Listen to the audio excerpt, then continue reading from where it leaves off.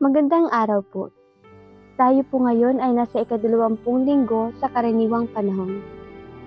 Sinabi ni Jesus sa ating ebanghelyo, "The bread I shall give is my flesh. I will give it for the life of the world." Jesus said that He is the living bread from heaven.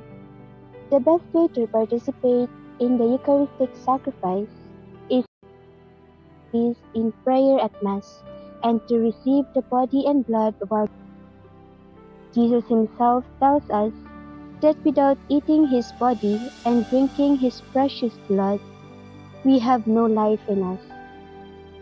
Being the most powerful spiritual aid, the Eucharist bears the following who receive it worthily. First, Holy Communion augments our union with Christ.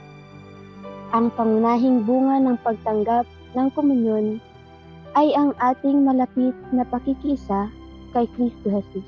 Indeed, the Lord said, "He who eats my flesh and drinks my blood abides in me, and I in him." Second, Holy Communion separates us from sin. Hindi tayo maaaring makipagkaisa kay Jesus sa banal na komunyon nang hindi rin naman tayo nililinis nito sa ating mga kasalanan. This body and blood of Christ cleanses us from our venial sins and preserves us from mortal sins. Third, the unity of the mystical body of Christ. The Eucharist makes the Church. Tayong mga tumatanggap ng Eucharistia ay ipinagkakaisa kay Jesus. Ang buklod ng pagkakaisa ng lahat ng mga mananampalataya ang simba. Sabi nga sa CCC number 1396, news strengthens and deepens this incorporation into the Church, already achieved by baptism. Fourth, the Eucharist and the unity of Christians.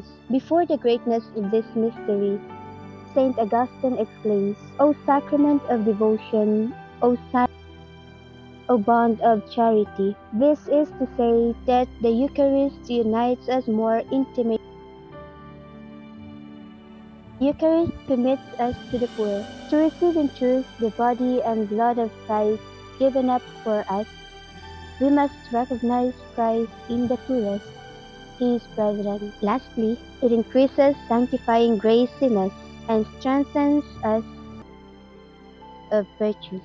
May our Eucharistic Lord renew us always. Tara, nawa ay maging mabunga ang pagtanggap natin ng banal na Eucharistia.